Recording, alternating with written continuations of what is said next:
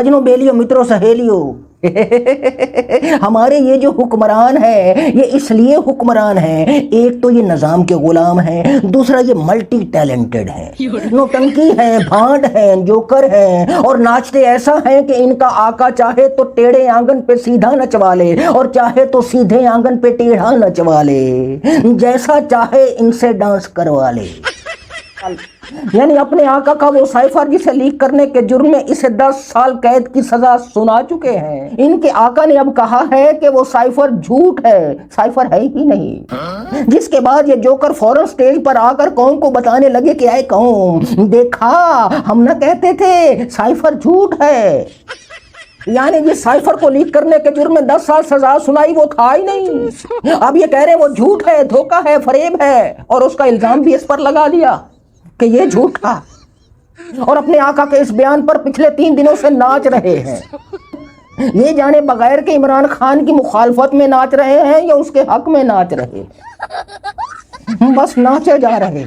इन गुलामों में इतनी जुर्रत नहीं कि अपने आका से पूछ सके, ऐ आका हमारे, ऐ पालन न्यारे, निर्गुण है न्यारे, आपका इकबाल बुलंद हो, हमें ये तो बता दो कि साइफर एक झूठ है, इस गाने पे नाचना है, या साइफर को सच मानकर इसे सजा दिलाने पे नाचना है।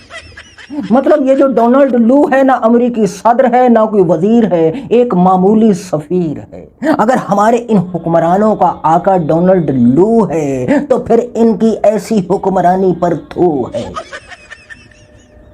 इक़्तिदार की हवस में इन गुलाम जोकरों ने मुल्क और कौम के वकार को घुंघरू बनाकर अपने पांव में बांध लिया और हर ऐरे गैरे के सामने नाचते हैं, और उस वक्त तक नाचते हैं जब तक मुल्क और कौम की इज्जत और गैरत की धूल न उड़ने लगे।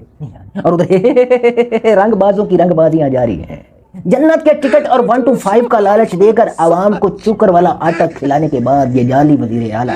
जी हाँ, ये पौधे जाली हैं, झूठ हैं, फरेब हैं, ड्रामेबाजी है, रंगबाजी है। असल पौधे तो ये अदालतों और मुख्तलिफ इदारों में लगाते हैं, जो पौधे दरख्त बनकर इनको छांव फराहम करते हैं, इनकी आखिरी सांसें लेती सियासत को ऑक्सीजन फराहम करते हैं, और अदालतों में लगे ये दरख्त जब इनके मुखालिफिन को देखते हैं तो उनकी तरफ कार्बन डाइऑक्साइड खारिज कर देते हैं।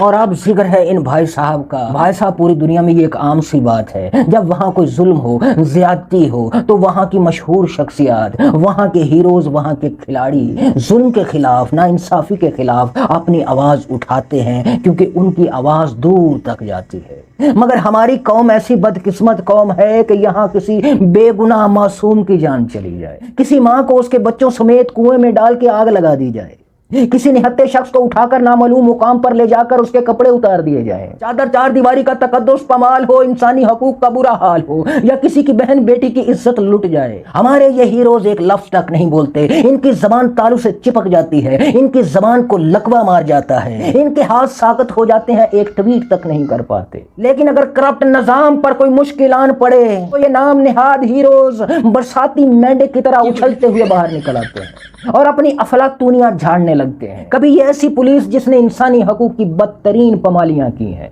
उनका इमेज बेहतर करने और मुराल बढ़ाने निकल आते हैं और उनके कसीदे पढ़ते हैं। माफ कीजिएगा, इनकी जहालत और मूर्खपन का अंदाजा आप इस बात से लगा लीजिए कि मौसूफ फरमाते हैं कि एनआरओ का हक इदारों के पास होना चाहिए, वजीर आजम के पास नहीं।